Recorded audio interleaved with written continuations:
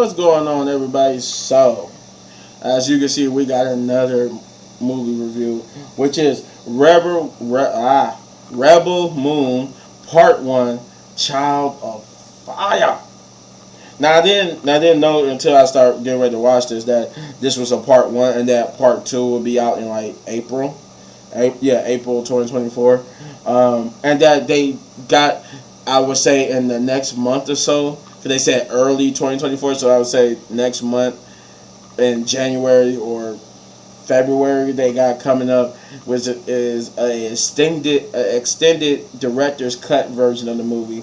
But Rebel Moon, also the last thing I gotta say about finding something out about this is that I didn't know this was originally supposed to be a pitch. It made sense when I found this out. I found this out like after I watched the movie, that this was supposed to be a pitch for another spinoff of Star Wars, that I guess Zack Snyder wanted to pitch to Disney and stuff, but it didn't get picked up. So Netflix picked it up, and so they turned it into a different movie, but you can see elements of it, which I'm about to get into now in this review. So, Rebel Moon, directed by Zack Snyder, as I said, takes a lot of cues from Star Wars. Like, I mean, a lot. Like, you could see Star Wars in this movie. You can see how, knowing that it was a pitch for Star Wars, you can see it. It's like, yeah, okay, I see why this was a pitch for Star Wars. I see, gotcha. But yes, we follow the main character, which is Cora, a mysterious woman on a distant planet of farmers who may or may not have ties to the Rebel Empire. I mean, not the I said the Rebel Empire. The Motherland. That's the Motherland is like the evil Empire people of this universe. And one day her life of tranquility and simple farming life comes to a crashing halt when the Motherland with the king of this evil empire second in command comes to raid this farming land for supplies, as they've been going. I guess this empire's been like on a campaign to find the rebels who've been trying to rebel against them, and they go to different farming planets for farming to get food supplies in exchange for a little bit of currency and wealth.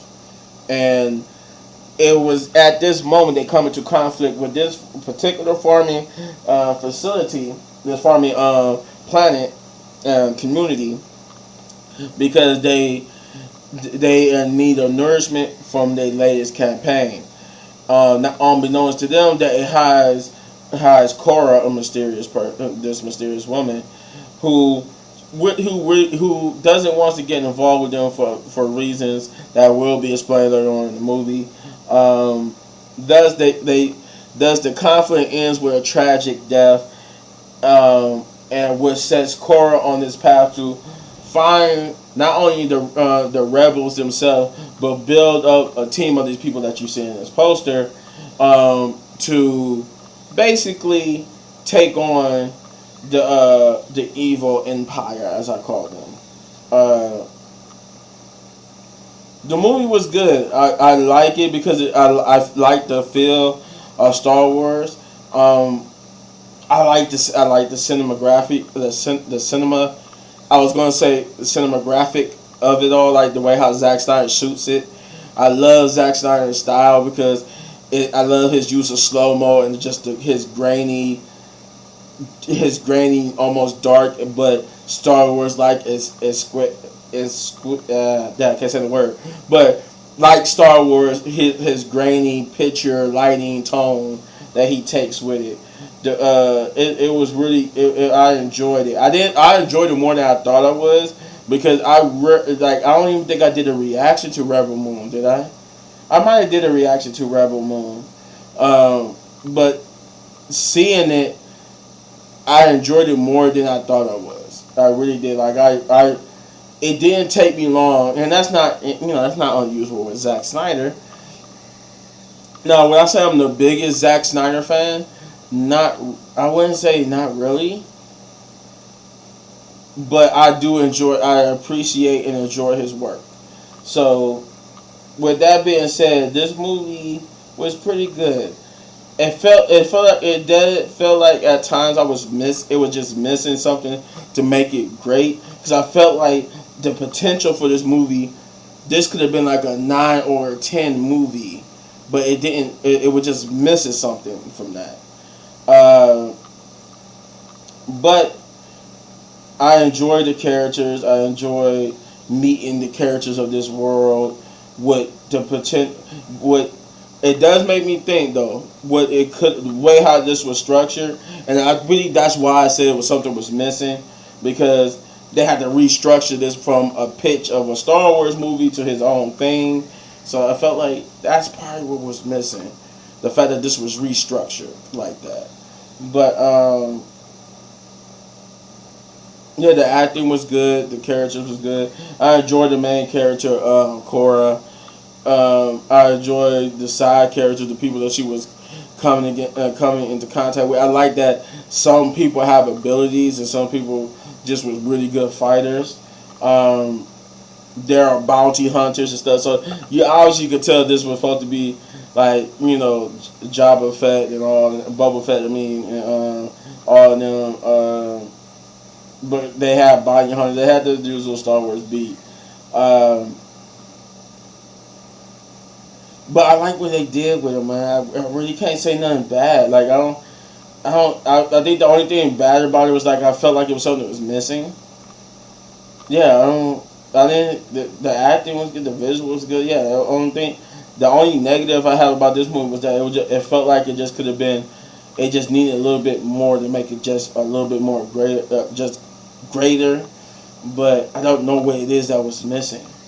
I don't know, but I felt like something was gone. Something was that just need. It was a piece that needed to be there to make this even more enjoyable. But since I don't have a negative, the positive is that I like the acting. I like the characters. None of the characters, bore me or I hate it. I love the fight scenes. I love the character development. I love her, Cora, as it wasn't woke, because even though she was the main character of the movie, the guys in the movie didn't feel less. Like it then was like, oh, it wasn't like how they do with Captain Marvel and in the Marvel movies, where it's like outside of that, the guys are badass, but it's not any guys that interacted within the movie that make them seem like goofy dummies compared to Captain Marvel and them. But here, all the men felt like badasses. My biggest positive is that rarely do you see where villains get to outshine the heroes of the movie. Thanos was one of them. Like in Infinity War and in Endgame, Thanos was outshining the heroes, but more so in Infinity War than Endgame. And in here, the main bad guy, the second in command, he was outshining. I felt like he had more shine than the heroes was, and I like the villain of him, how he was like this smooth talking I can't say the word. It was basically like the smooth talking bad guy, but he didn't come off as bad, but it was this feeling that this dread, this feeling that something bad was going to happen when he was on screen, because he just had the way he talked, the way he carried himself, and I swear for God, I wanted him to die badly. I wanted him to die so bad. There was other characters like that too that I wanted to die badly as well. But you will see what I mean if you haven't seen the movie. Yeah, I have no gripe with this movie. This movie was good. I would definitely buy it on DVD or Blu-ray, DVD. Yeah, I can't wait to see what part 2 is like. Well, and thankfully we don't got that much to wait for. Like what, 3 months? I'm going to give Rebel Moon a 7.5 out of 10 big ups because this was a very enjoyable movie. I enjoyed it from beginning to end. Like I said, the only thing I didn't like was that it just felt like something was off. Like, I just found myself, like, when I mean by that, I found myself watching the movie, and at times I was just like, I like these people. I like this story. I like these characters, but at times I felt like I was kind of bored. Like, I kind of got bored with it. I was getting bored, but then as quickly as I got bored, as quickly as I got back into the movie, but then it was like and then I found myself bored again, but then I got right back into it. So it felt like, that's why I said, it felt like something was missing because, like, I liked it, but then why did I get bored? Like, at times too. But that's all I got. You let me know in the comments down below what you thought, and if you enjoyed this video, you know what to do. You hit this button right there, bam, for all of my reviews. And if you enjoyed the video so much, you want to support the channel, you know what to do, guys. Hit those buttons because we are growing slowly but surely. And as always, hit one of these videos for more of my amazing content. But they're going away because I got a reaction to Mr. Nightmare coming your way. Peace.